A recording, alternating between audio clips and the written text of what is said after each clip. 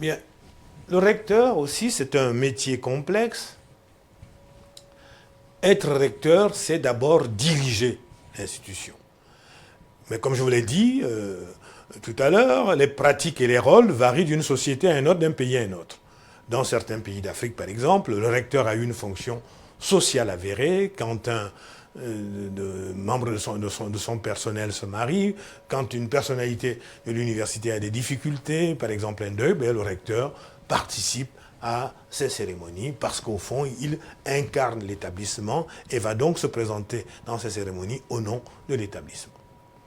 Le recteur, je dis qu'il dirige, mais qu'est-ce que cela veut vraiment dire diriger?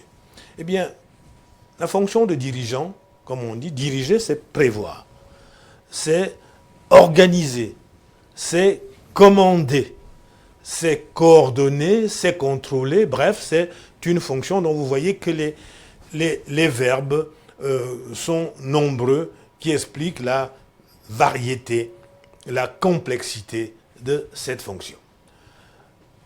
Mais il vous importera à vous de définir le type de recteur que vous voulez être, de définir le type de recteur qui correspond aux besoins actuels de votre institution et donc de définir votre référentiel. Vous êtes un peu comme un joueur de foot. Vous devez avoir un modèle. Est-ce que vous allez jouer à la Ronaldo? Est-ce que vous allez jouer à la Messi? Est-ce que vous allez être un entraîneur comme,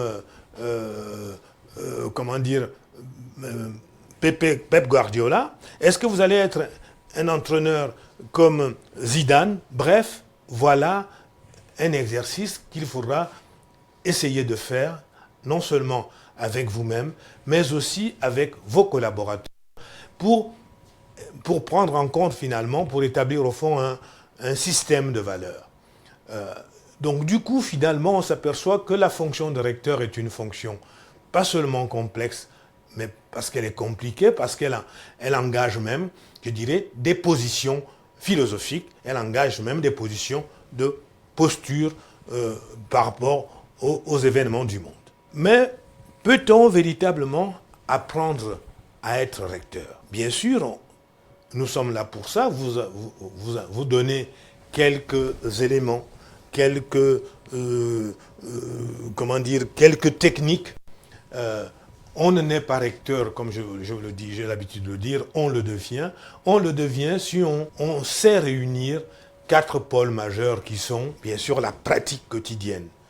Vous allez expérimenter et concrétiser. Vous allez être à la barre, vous allez rencontrer des gens, vous allez les sentir. Donc c'est cette capacité à la fois d'être sur le terrain et d'analyser vos actions qui vont vous permettre véritablement de porter la bille du recteur. Vous allez aussi vous chercher un modèle. Quel est le modèle de recteur? Est-ce que c'est le recteur qui était avant vous? Est-ce que c'est un recteur que vous avez vu quand vous faisiez vos études?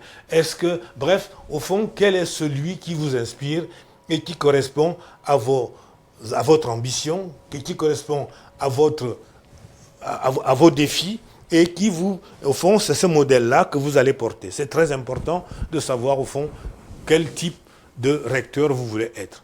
Ensuite, il faudra bien sûr vous former. Nous allons vous former, vous donner des connaissances théoriques, des grilles de lecture, des concepts, des exercices d'entraînement. Bref, nous allons essayer de vous donner quelques éléments, mais vous voyez bien que tous ces éléments, pour que tout cela éclose, ont besoin que vous-même vous ayez une pratique, que vous-même vous construisiez au quotidien. Il est important, en tant que recteur, d'avoir un référentiel institutionnel. C'est celui qui donne les repères, les limites et les conditions d'exercice du métier. Quelle est votre institution?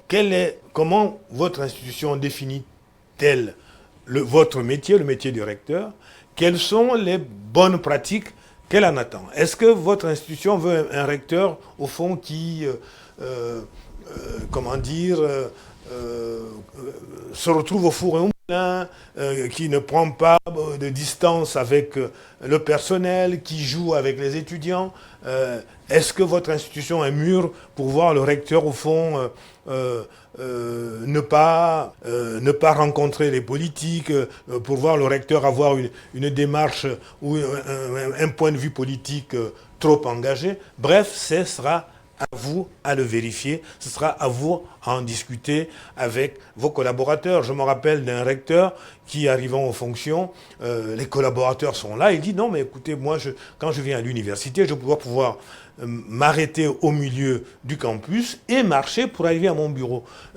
Quelle était tout de suite la surprise de ses collaborateurs? Oh non, le recteur ne fait jamais ça. Il m'a dit mais écoutez, moi je veux être un recteur d'un style différent, je veux être en contact avec les étudiants, avec les enseignants, je vais pouvoir dire bonjour à tout le monde et il me semble que c'est important. Bref, ce sont des combats que l'on mène dans toute fonction parce que il y a la fonction, il y a l'habit et la manière dont vous avez porté cet habit. Je l'ai dit, le recteur doit accepter d'assumer des responsabilités, il doit, parce qu'il travaille dans un monde complexe, et dans un monde plein d'incertitudes. Exercer la fonction de recteur, c'est toujours le combat de l'ombre et de la lumière. Il n'y a pas d'ombre sans lumière, il n'y a pas de lumière sans ombre, et donc, il faut être capable donc de prendre des décisions dans des situations où on n'est pas encore à la réalité. Quand, je dirais, un dirigeant, quand un recteur dit, on ne sait pas encore où on va, mais cela va arriver, c'est important parce que le recteur doit savoir, un peu comme disait Saint-Augustin, de l'aurore, avant que l'aurore n'arrive, il y a une phase indéterminée où on ne sait pas si on est encore dans la nuit ou si on est déjà dans le jour.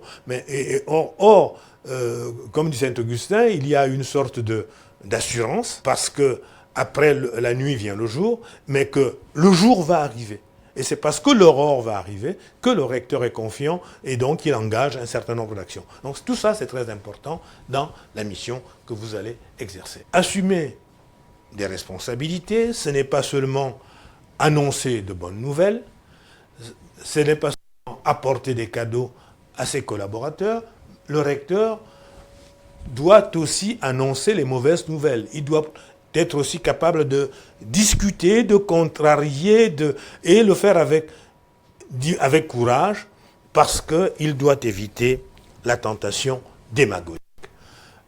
Être recteur, et c'est pour ça que je disais qu'il fallait avoir beaucoup d'humilité, il fallait avoir beaucoup d'humour, il fallait éviter les positions d'arrogance, de rigidité, et donc parce qu'il faut être souple dans ce métier. Être recteur, c'est apprendre à dénouer des situations complexes sans stress, je dis bien sans stress. Et pour y arriver, il faut le faire d'abord, je dirais, travailler ces situations en votre âme et conscience, donc en discuter avec vous-même.